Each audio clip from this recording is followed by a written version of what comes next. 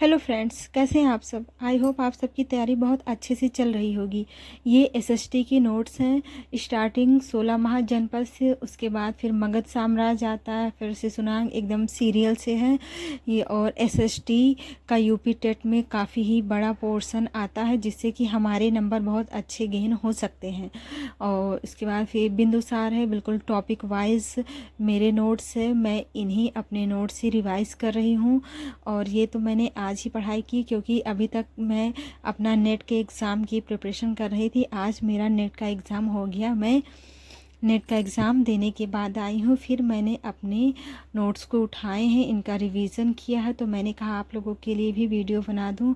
देखिए, गुप्त वंश है सर्वाधिक, जैसे समुद्रगुप्त है, और स्कंदगुप्त, पुष्यभूति वंश, सम्राट बाणभट्ट, चालुक्य वंश और चोल वंश है। फिर देखिए ये सेन वंश, चंदेल वंश, और ख़ास कर कि महमूद गजनबी मध्यकालीन इतिहास का पोर्शन ये काफ़ी ज़्यादा पूछा जाता है। और इसके बाद फिर दिल्ली सल्तनत आ जाता है, ये भी काफ़ी इम्पॉर्टेंट है। इसमें जो है इन लोगों के जो कार्य किए हुए हैं, देखिए ये ट्रिक है कि हम पाँचों को एक लाइन से कैसे याद रखें। और इसके बाद फिर जो है ये इल्तुतमिश आ जाता है। ये इन लोगों के कार्य हैं। भारत की प्रथम मस्जिद, कुबोत अल इस्लाम मस्जिद। इसके बाद में यहाँ इल्तुतमिश हो जाता है। उसके बाद कुतुब मीनार करने वाला, ये इल्तुतमिश के कार्य हैं। और राजधानी वगैरह भी है, काफ़ी पूछ लिया जाता है। और उसके बाद खिलजी वंश आ जाता है, इसके संस्थापक हैं। और देखिए मेरे बच्चों को कॉपी मिल गई थी, तो उसने कलर से यहाँ पे पेंट कर दिया है, गोद दिया है, लेकिन उस पर ध्यान मत दीजिए। अलाउद्दीन के कार्य हैं, मोहब्बत बिन तुगलक के कार्य हैं, तुगलक वंश। तो ये सब काफ़ी बहुत ही इम्पॉर्टेंट चैप्टर हैं। और पूरा ही एसएसटी के मेरे पूरे ही नोट्स हैं, एकदम स्टार्टिंग से लेकर के। तो आप सब भी देख सकते हैं कि आपको कैसे कहाँ से पढ़ना है, क्या टॉपिक से ज़्यादा आता है, क्योंकि ये नोट्स बहुत ही अच्छे हैं। देखिए ये है मकबरा किसका, इन 4 लोगों का मकबरा बाहर है, यहाँ नहीं है। और ये देखिए ये इसका ये ट्रिक है, जो बाबर के 5 युद्ध हैं, वो उनके ट्रिक हैं कि कैसे हम इनको याद रखें सीरियल वाइज। और बाबर के बाद फिर देखिए ये सब आता है।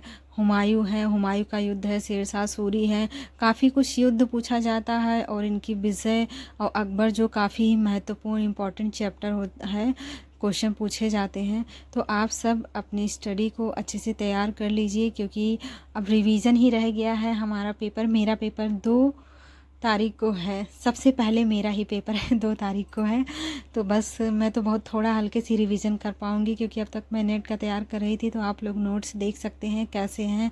मराठा साम्राज्य है ये, और ये घृत कायर, ये सब मतलब वन लाइनर में पूछे जाते हैं। देखिए विद्रोह है, राजनीतिक विद्रोह और आर्थिक विद्रोह कैसे कहाँ से हुआ था। और ये दिल्ली के नेतृत्व करता है झांसी से रानी लक्ष्मीबाई। ये सब काफ़ी कुछ बहुत ही पूछा जाता है इंपॉर्टेंट में। आप अपने नोट्स को रिवाइज़ कर लीजिए। अब नहीं है तो इसमें से भी, मेरे नोट से भी अगर आपको सही से दिख रहा हो तो आप लोग रिवाइज़ कर सकते हैं।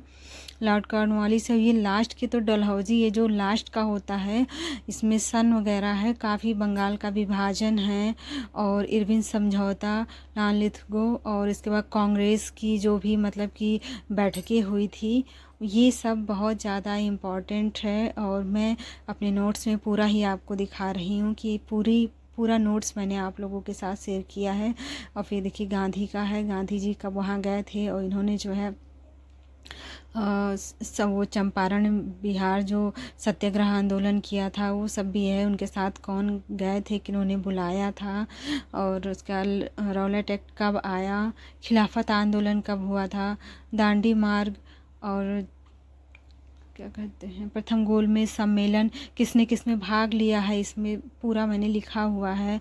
और उसके बाद में ये जो है, जो संस्थापक है जिन्होंने जिस वर्ष संस्थाओं का किया था, आत्मीय सभा, राजा राम मोहन राय प्रार्थना सभा, केशव चंद्र वंश, और शक्ति शोधक समाज, ज्योतिबा फूले, ये तो कई बार पूछा गया, मोस्ट इम्पॉर्टेंट है। और तो फ्रेंड्स, और ये मेरे थोड़े से ज्योग्राफी के नोट्स है, वो दूसरी कॉपी में है, ये मैंने पीछे ही बस थोड़ा सा बना के लिख लिया था अपने समझने के लिए। ये पूरब से पश्चिम जो है, ये भी इसकी भी ट्रिक है। दोनों का मतलब है 2 9, मतलब 29 और 33।